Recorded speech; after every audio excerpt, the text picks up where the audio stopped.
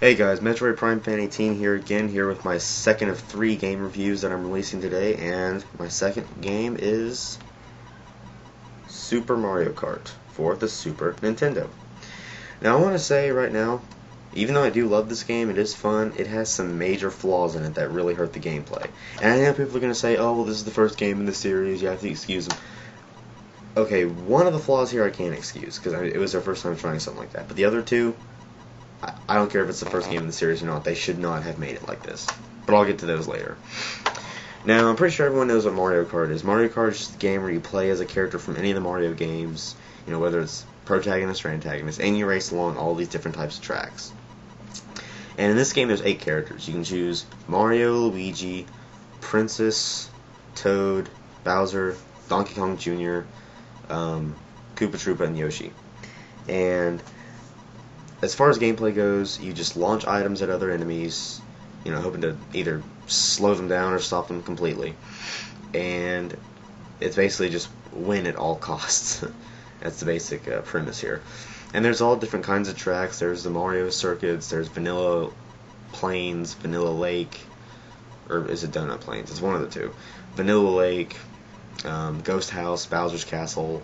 You know, it's got all these different types of tracks, and of course it's also got the infamous, or famous, whether you like it or not, Rainbow Road.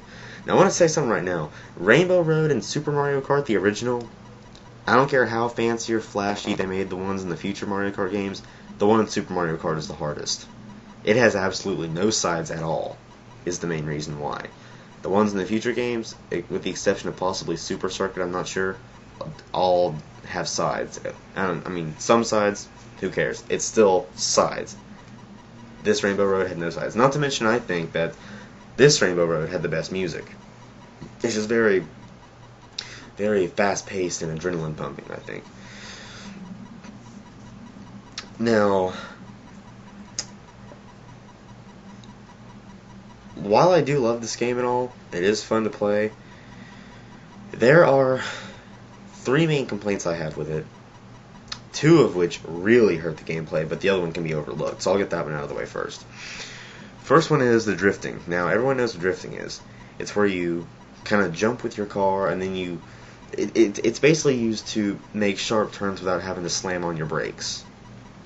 I mean, in Mario Kart DS, I was able to master drifting in Mario Kart DS like it was nothing at all, even doing the little speed boost drifting.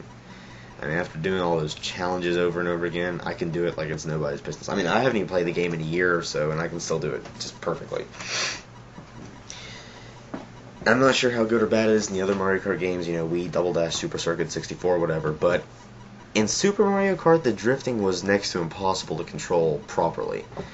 I mean, I tried this once, and I never saw this happen in DS, but when you start drifting, not only does it feel a lot different, but after you've made the turn, if you haven't bumped into something by now, after you stop drifting, your car just slingshots in the other direction, most of the time slamming you into either a wall or a pipe, usually in some area with sand or grass that makes you slow down, so you have to re-accelerate and get past the enemies again.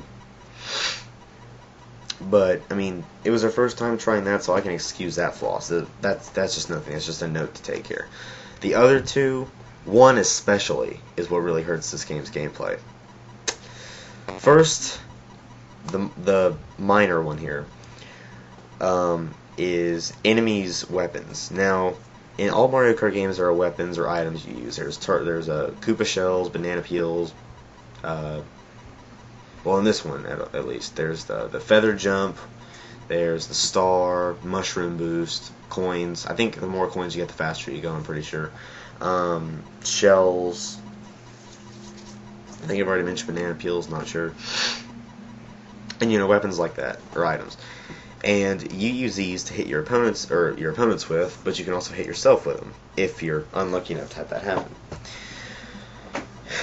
First problem is, now these items are all hidden within these question mark boxes on the ground, and when you run over them in this game, you get them.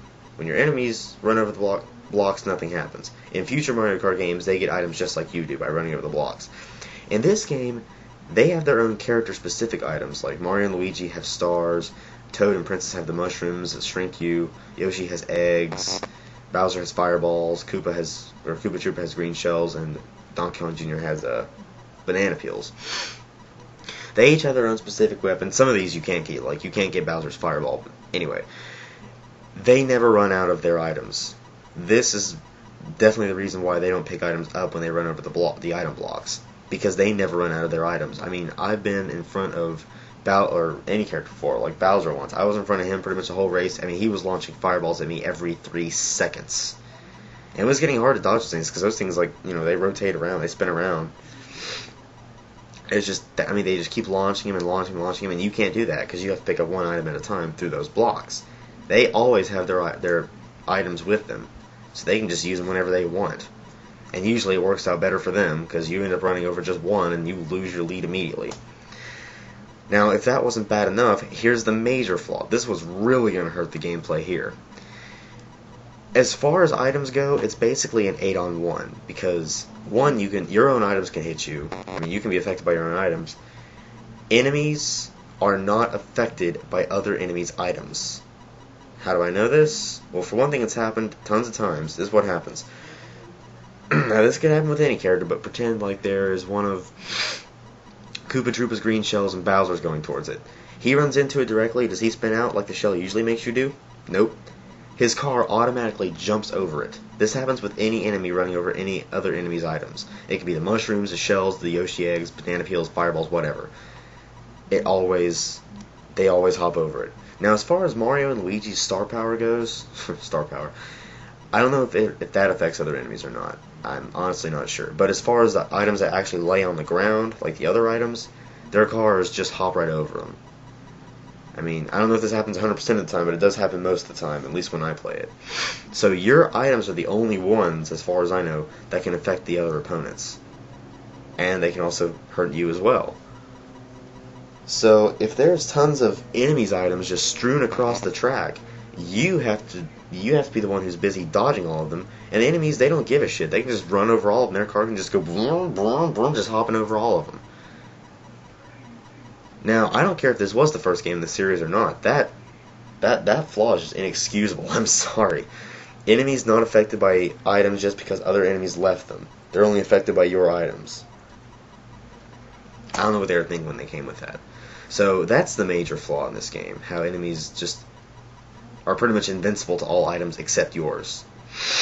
So, but all in all, this game is fun. It's the first in the series. It's extremely, it's very addictive to play. It gets aggravating, especially with the higher CC. Like, I haven't even tried 150cc yet. Oh boy, can't wait to try that. But those two main flaws. The drifting you can look past because I mainly just use the brakes in this game. But those other two, especially the invincibility to other enemies' items, that can get very aggravating. Especially if you're right behind an enemy, you're about to cross the finish line, he's going to run into the item, you think you're going to boost past him and win, his car jumps over it, then you get hit by the item and you get like 6th place. I can't tell you how many times it's happened to me in the past. But anyway, that's my review of Super Mario Kart, and my third and last review will be up in sometime today.